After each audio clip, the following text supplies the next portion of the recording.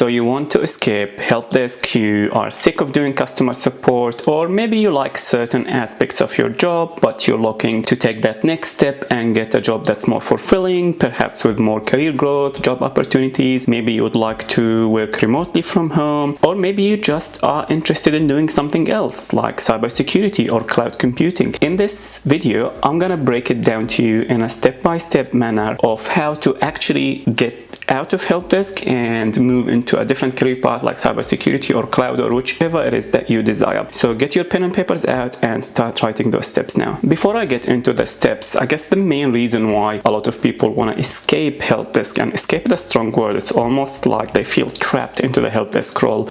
Usually it's the salaries. So people want to make more money. Maybe you looked into the salaries of some individuals who do cybersecurity or cloud or whichever career path you want. Now, being mindful that not all Helpdesk salaries are the same. So if someone is a Helpdesk support engineer working for, let's say, a small insurance company, will get a little bit less than an individual who is a senior Helpdesk analyst who works for a big bank or government. Again, it's company dependent. Nonetheless, even if you have a high salary or a good salary working at a big bank as a Helpdesk or service desk analyst, another person within the same organization probably make a lot more than you because they do something like cloud engineering or cybersecurity, just because these areas need a little bit more experience, it needs more knowledge, but also it has a bigger impact on the organization. As Helpdesk, yes, you have good impact on the organization. You mainly perhaps deal with laptops, desktops, maybe you do basic support tickets. That's all good, that's all useful, but when you deal with bigger and better things, naturally you get compensated more. The other reason why people like to get out of Helpdesk is maybe they have other interests. Maybe you studied computer science or computer engineering or business or whichever field you studied, and you just find the job not fulfilling because you just get bored of resetting passwords, or you get bored of how many times you have to ask people to switch their laptop on and off, and on we go. So let me get into the steps into how to get out of Helpdesk. So the first step, I want you to decide what is it that you want to do outside of Helpdesk, and that can be challenging. I know it can be confusing. You're not sure whether you want to do cybersecurity, whether you want to do cloud, whether you want to be a professional hacker, or maybe you want to be a digital forensic investigator. It all sounds exciting, but it's also confusing.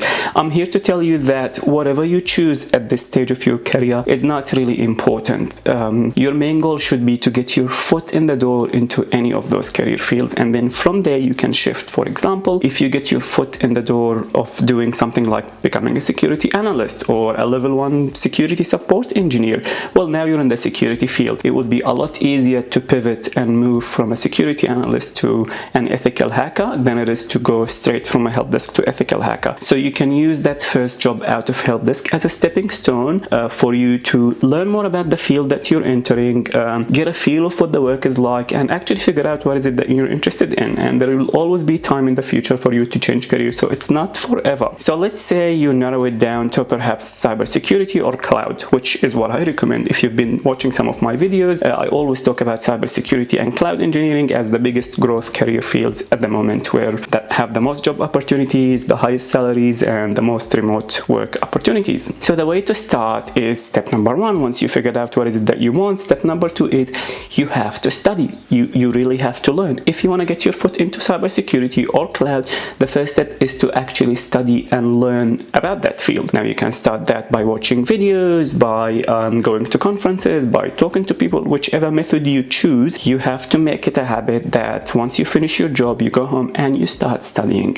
I personally would recommend that you pick an entry-level certification for cybersecurity, maybe something like CompTIA Security Plus, or for cloud, maybe something like Amazon AWS Cloud Practitioner. Just look them up, start studying for one or even both, but you have to study. You have to make it happen. No one will just randomly select you from Helpdesk and say, come here, I'm just gonna offboard knowledge on you. You have to make it happen. Now, you're not going to be an expert by studying for those certificates, but it's a really good first step for you to start learning about the field that you're actually interested in. Now, the second step, once you've started studying for a certification and hopefully you pass that certification, now you've got sort of some kind of knowledge about the field that you're interested in. That's still not enough. The second step would be for you is to make your intentions known. Like when I was trying to break into cybersecurity, the first person that I talked about my intentions was my boss. I was doing systems engineering and I told my boss, by the way, I'm planning to do do cybersecurity. I'm really interested in that field and I'm wondering if you can help me out. And he was actually helpful. Like, you'd be surprised how many people will help you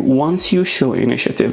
Don't just go to people and say, help me, I want to get into cybersecurity. No, go tell them, by the way, I've done this certification, I've studied, I've passed. Show that initiative and tell them, how can I help you with my newly gained knowledge? Is there extra tasks for me to do? Can I maybe shadow someone with their tasks? Can I take on that extra project that will get me practice? So always come from an angle of you providing value to the person rather than you trying to take value out of them. So if you're an individual who have learned something and you've shown an initiative and you have good work ethic, tell your boss, I'm interested to do more cloud work, I'm interested to do cybersecurity, and here are the new skills that I've just learned from this certification that I've done. How can I help more? How can I do more?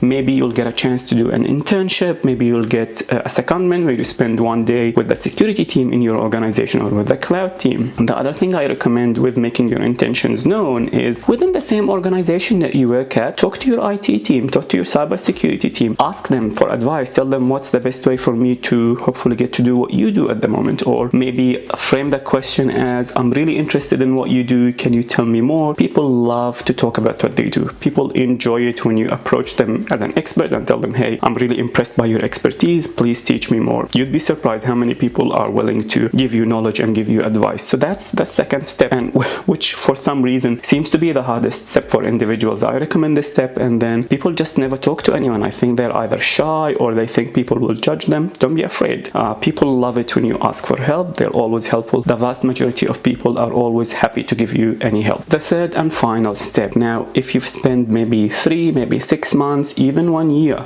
doing certification, studying, talking to your team members, talking to your boss, maybe going to conferences, making your intention known, now the third step, now it's the time for you to actually update your CV. Now you've got something to put on your CV. Let's say you've chosen cybersecurity and you've passed the CompTIA Security Plus certification. You can put that in your CV and you can list the list of skills that you've learned from your colleagues. Maybe you participated in a penetration testing activity, even just as an observer, or maybe you spent some time with your network security team, so now you know about the difference of different types of firewall. Maybe you know the different types of forensic investigation. So you can start listing these things as skills that you've gained and start applying. Think about it. If I get 2 CVs and both individuals have 2 years of experience in Helpdesk, but one of those individuals have done Security Plus, they've spent some time shadowing someone, maybe they worked on an external project, and maybe they went to a conference, who do you think is the more attractive person? It's really obvious. So this plan may seem sort of difficult, maybe it takes some time, but trust me, this plan is all about stacking the decks in your favor. This plan is to increase the likelihood of you getting that job. It's no guarantee. No one can ever guarantee that you'll get the job of your dreams, but at the same time, you are the only one who can make it happen. So do everything in your power. Watch my videos, look at the certifications I recommend, do these certifications, ask questions, get involved in the community. I know you may be frustrated by your current job or your current boss, and the last thing you want to do after work is study, but trust me, this is the only way. I've done it, you can do it, I know anyone can do it. Now, if you're confused about what certifications to do for cloud or cybersecurity, this video will explain to you the most in-demand cybersecurity certifications, and this video will explain to you how to get into cloud engineering in a step-by-step manner, which training to do and which certification to do. And if you have any more questions, leave them in the comments below.